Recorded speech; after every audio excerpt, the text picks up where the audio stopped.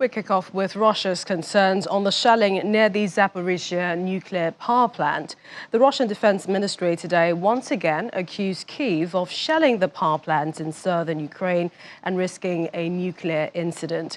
Ukraine denies those charges and has leveled the same accusations as at Russia. Defense Ministry spokesman Igor Konashenkov claimed Ukrainian forces had targeted the plant using high-caliber artillery from positions in the settlement in the Dnipropetrovsk region controlled by the Ukrainian military. The Russian artillery was able to suppress the enemy's firepower, Konashenkov added. The plant provided about a fifth of Ukraine's electricity before Russia's invasion and has been forced to operate on backup generators a number of times. Repeated shelling of the plant has raised concern about the potential for a grave accident just 500 kilometers from the site of the world's worst nuclear accident, the 1986 Chernobyl disaster. But now here's the Ukrainian President Volodymyr Zelensky responding to Russia and saying that it instead has to stop the shelling at the Zaporizhzhia nuclear power plant. Take a look at a video address coming as the shelling draws condemnation from the International Atomic Energy Agency.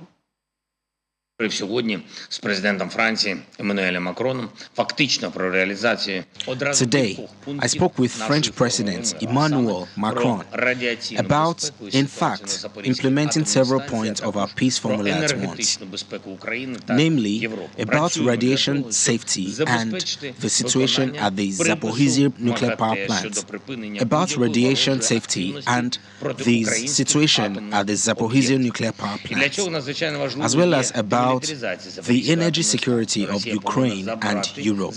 We are working to ensure the implementation of the IAEA's order to stop any hostile activity against Ukrainian nuclear objects. And for this, the demilitarization of the Zaporizhzhia nuclear power plant is extremely important. Russia must withdraw all its fighters and stop shelling the power plants. I thank President Macron for this readiness to support the protection of our energy objects. We are also doing everything to make the conference on the reconstruction of Ukraine and the implementation of a fast recovery plan, in which France is ready to show leadership as effective as possible.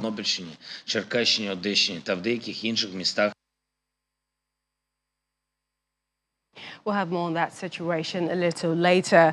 But Ukraine's SBU security service and police raided a 1,000-year-old Orthodox Christian monastery in Kyiv early today as part of operations to counter suspected subversive activities by Russian special services.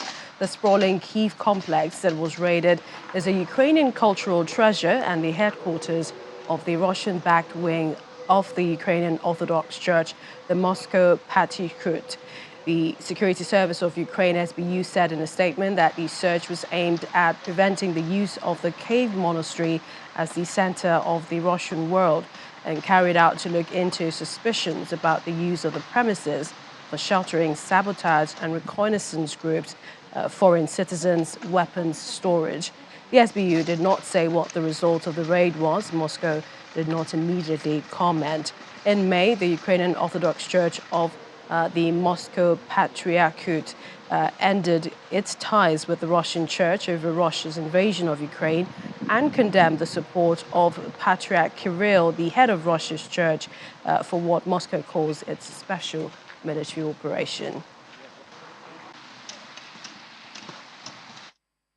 And a cyber attack on the German port of Bremerhaven or Hamburg would severely impede NATO efforts to send military reinforcements to allies. Now, that's according to a retired U.S. General, Ben Hodges.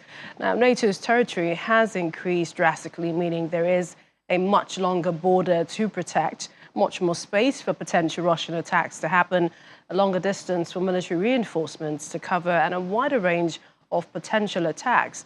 The European Commission proposed an action plan to bolster cyber defense earlier this month, and Hodges, who commanded the U.S. Army forces in Europe from 2014 until 2017 and has long argued that civilian infrastructure is an essential pillar of military strategy. Here's more in this report. Europe is waking up to a new need to defend itself since Russia invaded Ukraine.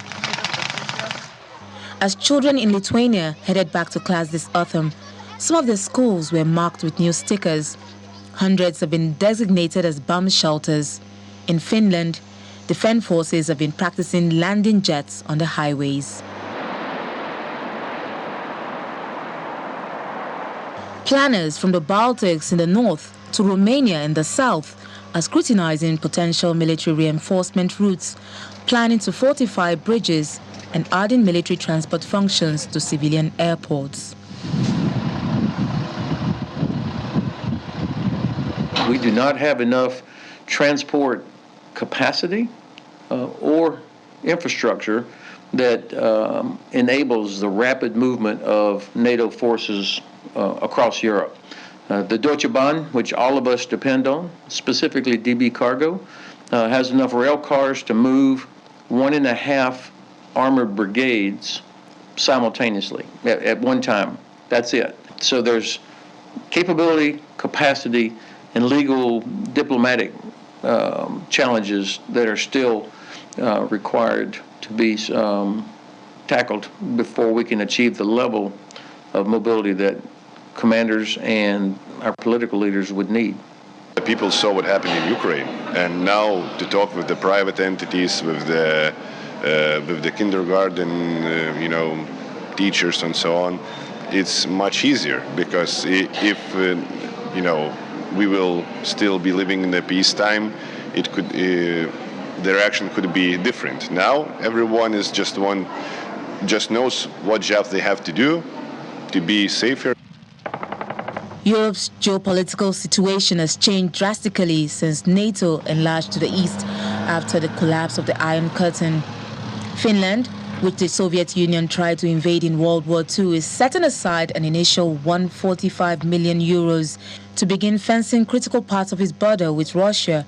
Until now, just a conceptual line in vast forests. What we have learned from Russia's war against Ukraine is, or we've been reminded actually, that war is a test of will and it's a test of logistics. Physically transporting tanks, trucks and soldiers to reinforce a front line further east is a major challenge. A 5.8 billion euro high-speed rail track financed by the European Union, Rail Baltica, is slated to connect Warsaw with the Baltic capitals Vilnius, Riga and Tallinn by 2030. But only 1.2 billion euros have been allocated so far.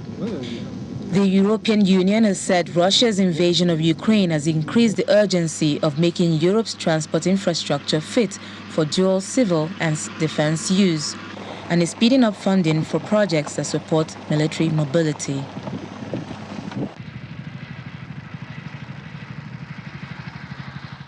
In the meantime, Moldova has warned its people to brace for a harsh winter as it was facing an acute energy crisis which risks stoking popular unrest, with Russia's war in Ukraine threatening its energy supplies and prices surging. About 50 countries and institutions met in Paris Monday to pledge aid for the country as fears mount that it could be further destabilized by the conflict in Ukraine. Moldova, sandwiched between Ukraine and Romania, has felt the effects of rising food and energy prices and thousands of refugees arriving in the country of about 2.5 million people, which has taken more Ukrainian refugees per head than any other country. Impact on our country. This war is endangering the supply of electricity and gas. We are not certain we can find enough volumes to heat and light our homes.